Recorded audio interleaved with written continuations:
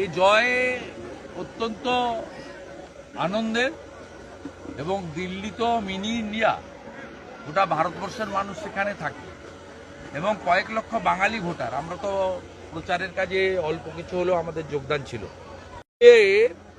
এই ভ্রষ্টাচারী একটা চিটিংবাজ, সেই জন্য চোরে চোরে মাসতো ভাই মমতা ব্যানার্জি আর তার বাহিনী ঝাঁপিয়ে পড়েছিল কেজরিওয়ালকে জেতানোর জন্য। শত্রুঘ্ন সিনহাকে পাঠিয়েছিল, আরো কেউ কেউ ভিতরে ভিতরে গোপনে গেছিল। এই হার শুধু আপের হার নয়, তৃণমূলেরও হার। কারণ তৃণমূল এই নির্বাচনের আগে আপের সমর্থনে নিজে লেপটে গেছিল।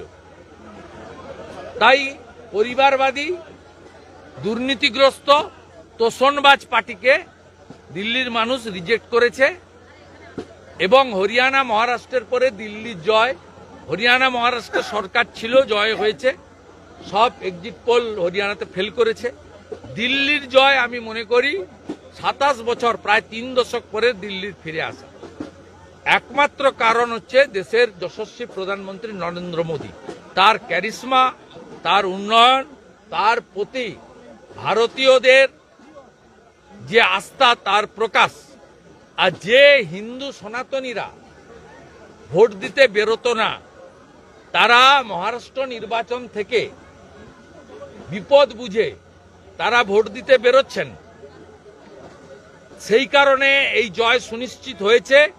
মহারাষ্ট্রে 19 সালে 61% ভোট ছিল, এবারে 66.5 হয়েছে। ঠিক একইভাবে 8 থেকে 10% ভোট বেড়েছে দিল্লিতে পোলিংয়ে। বাড়ি থেকে বেরিয়ে ভোট দিয়েছেন হিন্দুরা, সনাতনীরা, সঙ্গে সর্দারজিরা, তারা আমাদের সব ভোট দিয়েছেন। পূর্বাঞ্চলী ভোটার, ইউপির ইস্টার্ন জোন, বিহার, ঝাড়খণ্ড, পশ্চিমবঙ্গ এবং উড়িষ্যা, 29টা বিধানসভা কেন্দ্রে আমরা এই পূর্বাঞ্চলীয় ভোটাররা মেজরিটি ছিল। এই 29টার মধ্যে 20টাতেই ভারতীয় জনতা পার্টি জিতেছে। দিল্লি কা জিত হামারি হ্যায়, 26 মে বঙ্গাল কি বারি হ্যায়। আপনি বিহারে তো সাফ হয়ে যাবে, ও তো ঝড়ে উড়ে চলে যাবে। আপনি দিল্লিতে যে এলাকাগুলোতে সেখানে প্রচার করেছিলেন, দেখা গেছে অধিকাংশ ক্ষেত্রে সেখানে আপ হেরেছে এবং বিজেপিও জিতেছে। বাঙালিদের কনসলিডেট করার কাজটাতে পার্টি দায়িত্ব দিয়েছিল। বাঙালি বুথগুলো থেকেও আমি হিসাব নিয়ে নিয়েছি।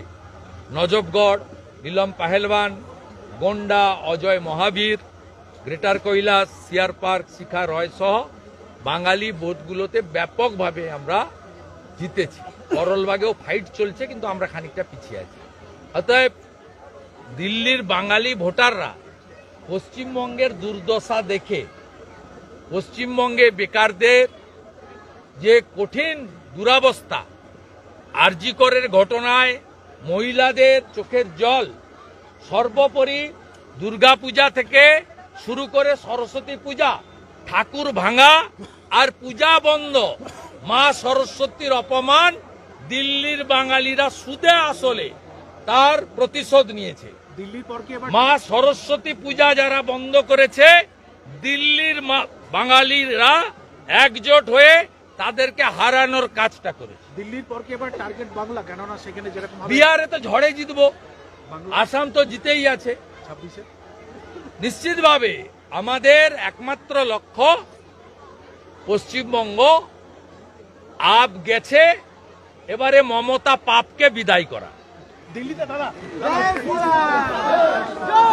ট্যাক্সমেট অ্যান্ড জিএসটি সুবিধা কেন্দ্র এখন আপনার শহর দিনহাটায়। বিগত 7 বছর যাবৎ সুনামের সাথে কাজ করে আসছে ট্যাক্সমেট। আমাদের এখানে যে পরিষেবাগুলি পাচ্ছেন তা হলো GST registration, GST return, TDS ও TCS return, company registration, society school club registration ও বাৎসরিক return, ISO certification, trademark registration, import export licence, income tax return ও অডিট, ব্যাংক লোন প্রজেক্ট ও ব্যাংক লোনের জন্য CMA data, Udyam registration, professional tax সহ আরো বিভিন্ন ট্যাক্স এবং আপনার ব্যবসা সংক্রান্ত পরিষেবা। তাই যে কোনো কাজের জন্য শীঘ্রই যোগাযোগ করুন আমাদের সাথে। আমাদের ঠিকানা ট্যাক্সমেট দিনহাটা, আস্থা নার্সিং হোমের পাশে, জলের ট্যাঙ্কের বিপরীতে। যোগাযোগ নম্বর 8250435393।